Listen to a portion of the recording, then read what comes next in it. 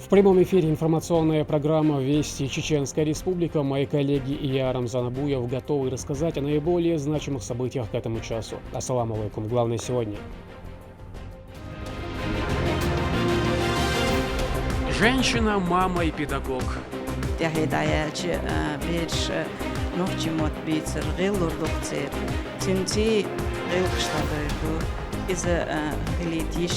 Расскажем про одну из финалисток республиканского конкурса на знание чеченского языка Сахабат Джамию. Здоровая кожа – ваша визитная карточка. Лечение и профилактика кожных заболеваний – это работа, требующая общих усилий врачей-дерматологов. А в Грозном доктора обсудили передовые методы лечения кожных заболеваний. Поделимся итогами конференции. Танец от сердца.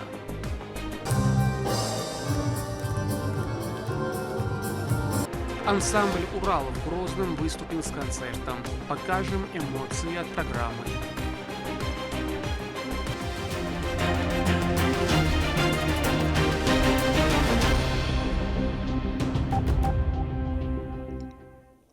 Очередной груз за гуманитарной помощи от регионального общественного фонда имени Героя России Ахмата Хаджи Кадырова доставили в Херсонскую область. По поручению главы Чеченской Республики привезли канцелярские товары, спортивный инвентарь и все необходимые школьные принадлежности для детей интерната города Геническ. Не забыли и про учителей-ветеранов. Им передали конверты с денежными средствами, а также продукты и цветы. Это в первую очередь поддержка детей, которые находятся здесь.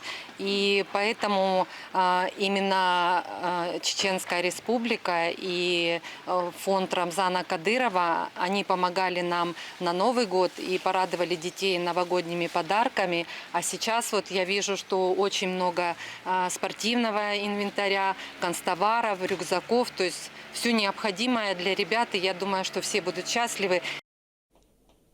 Спецназ «Ахмат» получил очередную партию автотранспорта. Региональный общественный фонд имени Героя России Ахмата Хаджи Кадырова закупил для бойцов Луганской Народной Республики 5 автомобилей УАЗ «Патриот». А внедорожники обладают повышенной проходимостью и подходят для езды на дорогах любых категорий, а также по пересеченной местности.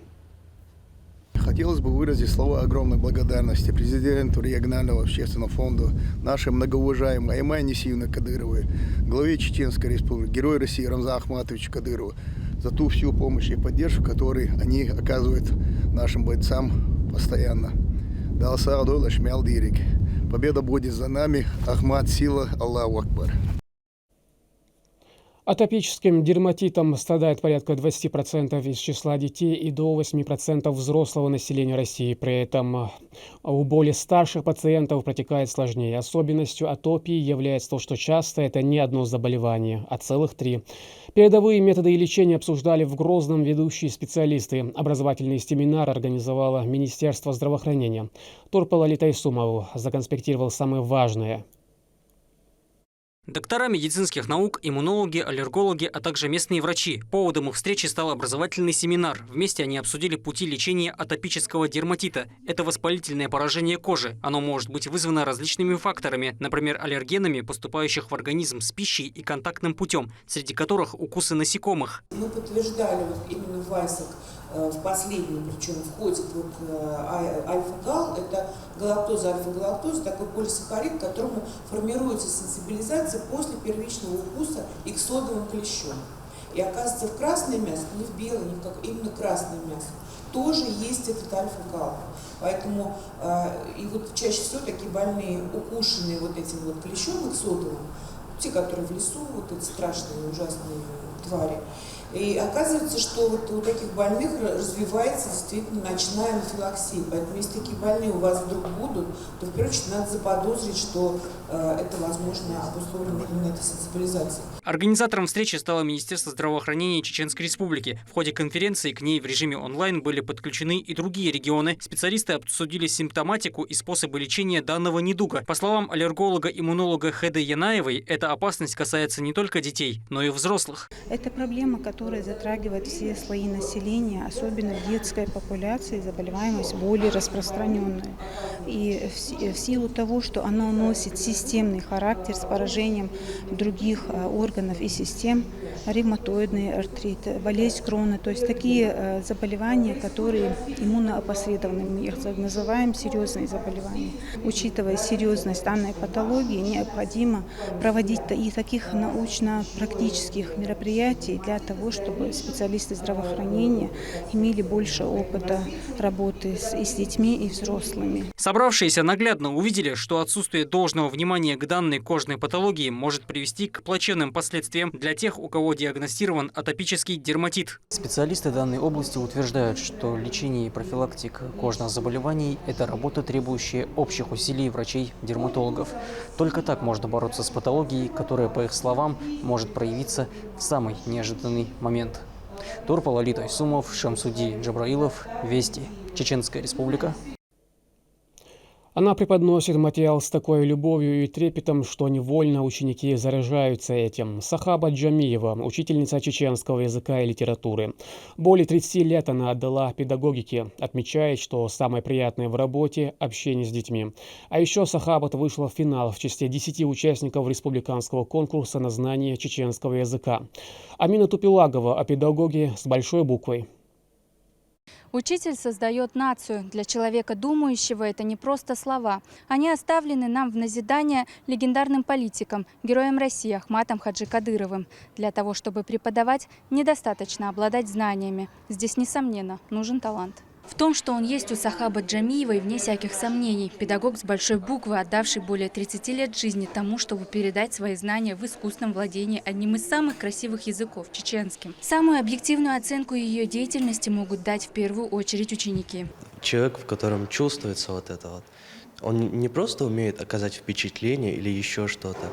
Это человек, от которого по-настоящему веет вот этим чеченскими традициями. Язык у Сахабат Умар Хаджиевны, он даже для чеченцев какой-то особенный. Она может приводить интересные примеры, рассказывать что-то, отходя от темы, но что-то, от чего будет польза.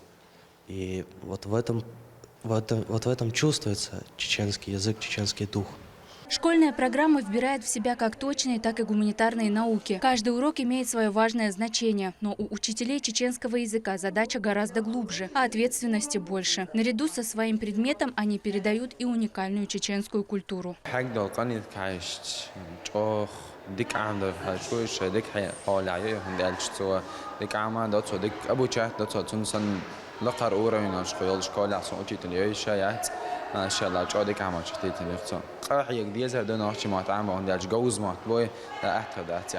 Сахабат является одним из участников грядущего финального этапа масштабного проекта «Нохче Меттен Гоузенче», организованного по инициативе руководителя субъекта Рамзана Кадырова. Учителя и руководство школы номер 8 ничуть не удивлены, что из 1000 участников в числе 10 лучших оказалась именно их коллега. Она влюбляет своих учеников в свой предмет, в себя.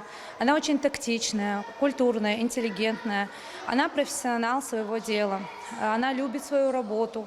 И дети любят ее. Мы очень гордимся тем достижением Сахабат Умар Хаджиевны. Это для нашей школы имидж, статус, престиж. И пример для подрастающего поколения педагогов Чеченской Республики. Сахаба Джамиева отдала сердце чеченскому языку еще в детстве. Желание преподавать укоренилось в ней в переломный момент для всего чеченского народа в далекие 90-е.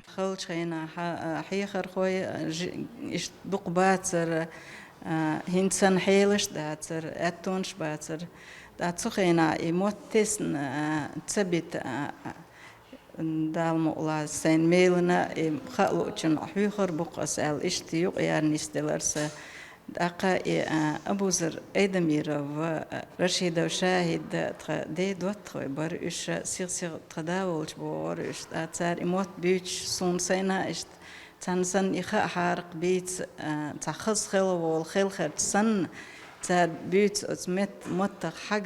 Чеченский язык, как породистый скакун, имеет свой уникальный характер. Он не покоряется кому попало. И в совершенстве им владеют лишь те, кто действительно этого достоин, кто сможет позаботиться о нем и принимает его в исконном виде. Амина Тупилагова, Абдурахман Хаджиев, Магомед Ахматов. Вести. Чеченская Республика. Министр образования и науки Хошбау Дидаев наградил ветеранов педагогического труда. Встреча прошла в Институте развития образования. Присутствующие учителя со стажем работы более 40 лет. Они вспоминали выпускников, трудовые будни и просто делились счастливыми моментами жизни. Цель мероприятия – отдать дань уважения за время и силы, которые они вкладывали в школьников. Оно также проходит в рамках всероссийской акции «Спасибо учителю». В завершении руководитель ведомства наградил ветеранов благодарственными письмами за многолетнюю педагогическую деятельность и добросовестный труд.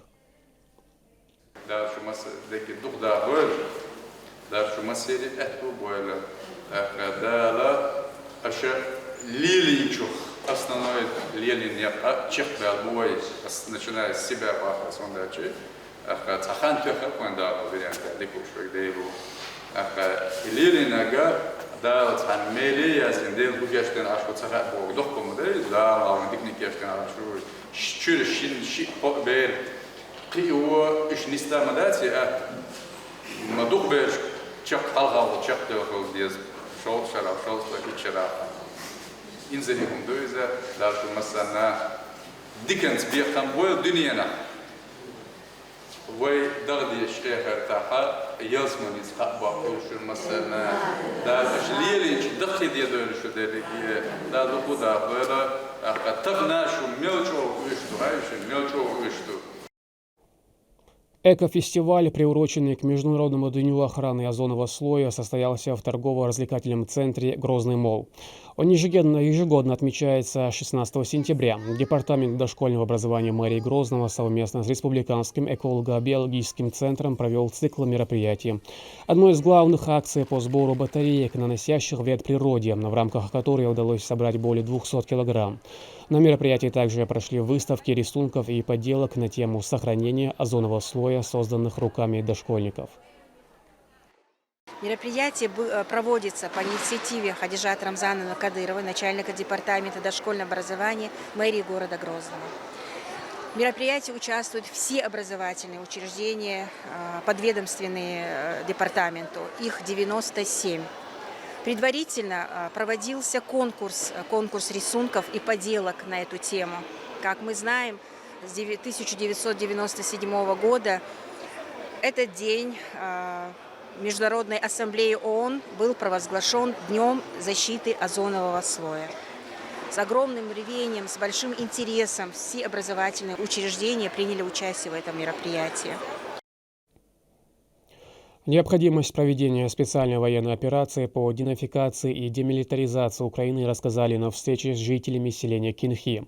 В качестве спикера выступил заместитель министра по национальной политике, внешним связям, печати и информации Сейдмагомед Баширов.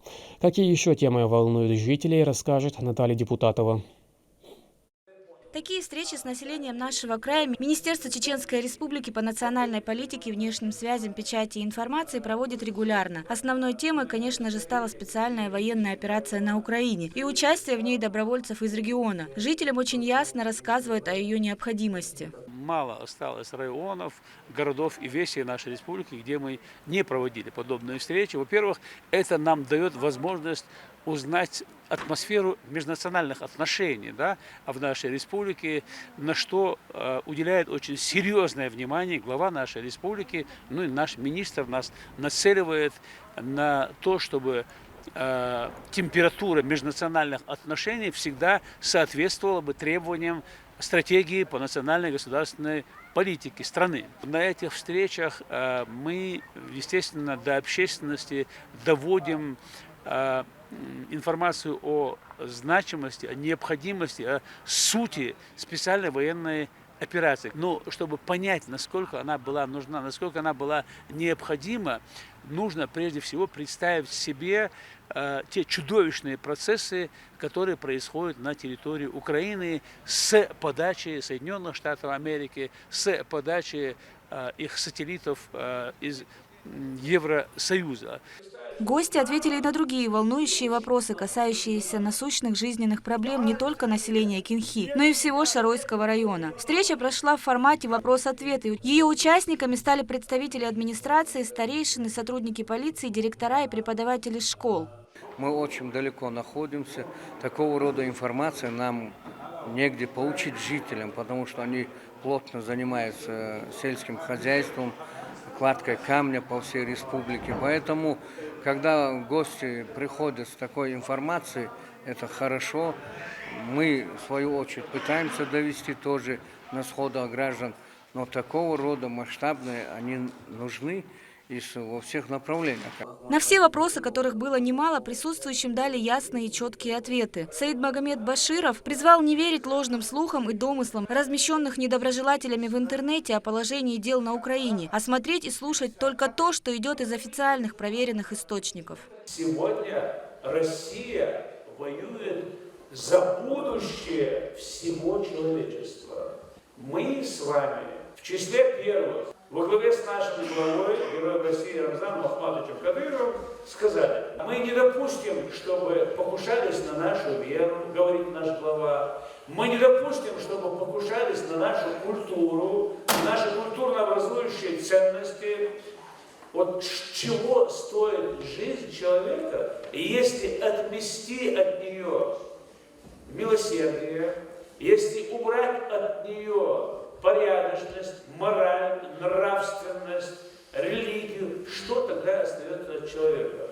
Нам такая предлагаемая Западом культура не нужна. Позже для гостей провели экскурсию по Аварскому дому культуры, ведь представителей этнических аварцев здесь довольно много. Построен он был в 2016 году. Здание новое, есть различные музыкальные и танцевальные кружки и для детей, и для молодежи, а также музей с национальным колоритом. Творческие коллективы из Шаройского района всегда принимают участие в различных массовых праздниках и концертах.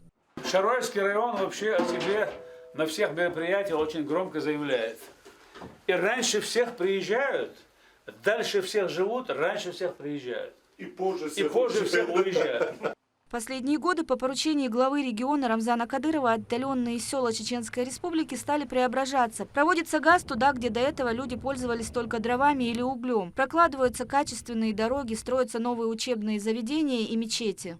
В Шатойском районе очень много мечетей. В селении Кинхи их 7. Самая большая имени имама Шамиля на 700 человек. Ее возвели в прошлом году, и примечательно, что построена она полностью вручную. Местные мастера постарались. Даже резьба на табличке у входа выбита каменщиками. К слову сказать, каменщики из этого района славятся своей работой на всю республику. Работу делают они из местного камня, который обрабатывается, и все, что делается из него, имеет прочность и национальный колорит. Наталья Депутатова, Мовсар Хаджиев, Руслан Магомадов, Вести, Чеченская Республика. Уникальная хореография и народные традиции, мастерство и экспрессия, красочные костюмы – все это объединяет в себе ансамбль танца «Урал». В Грозном они представили номера из Золотого фонда в зале Чеченской филармонии имени Аднана Шахбулатова. Медина Мударова об эмоциях зрителей.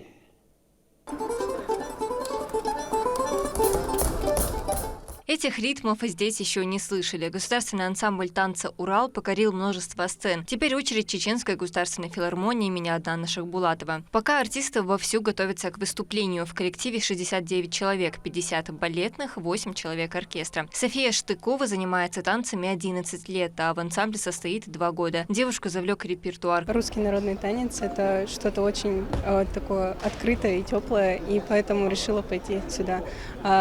«Урал» выбрала, потому что здесь очень много интересных постановок, которые я бы хотела исполнить.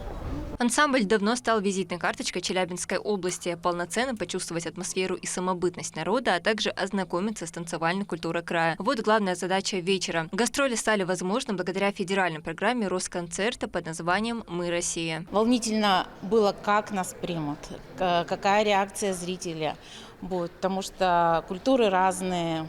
Мы славяне, у вас другая абсолютно культура, поэтому готовились. Привезли мы для вас номера из нашего Золотого фонда. Более 40 лет ансамблю. Все, что мы накопили, лучшие номера, которые раскрывают нашу уральскую широкую душу, волнуют зрителя. Основа репертуара – народный танец, с которым связана вся творческая жизнь ансамбля. Уникальная хореография, народная культура, мастерство – все это объединяет в себе государственный ансамбль танца «Урал». Для зрителей они подготовили яркую зажигательную программу.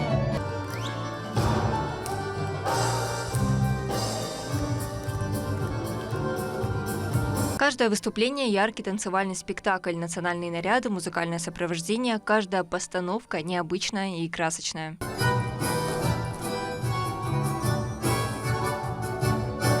Концерт прошел на ура, оставив у зрителей множество впечатлений. Присядка, и круговые, плясовые, и барыня, и чего хочешь. И ямщика вместе с хлыстами, там вот как на лошадях скачут. Очень интересно. Костюмы очень красивые. Подобный концерт – это не только возможность показать культурное богатство страны, но и перенять опыт между артистами. Ансамбль уже выступил в Дагестане, далее их ждет Республика Северная Осетия, Алания. Медина Мударова, Магомед Ахматов, Сайдалиан Пукаев, Вести, Чеченская Республика. К этому часу это все события. И еще больше новостей вы можете узнать и на наших социальных платформах, и в приложении «Смотрим». С вами был Рамзан Абуев. И пусть в вашей жизни будут только хорошие вести.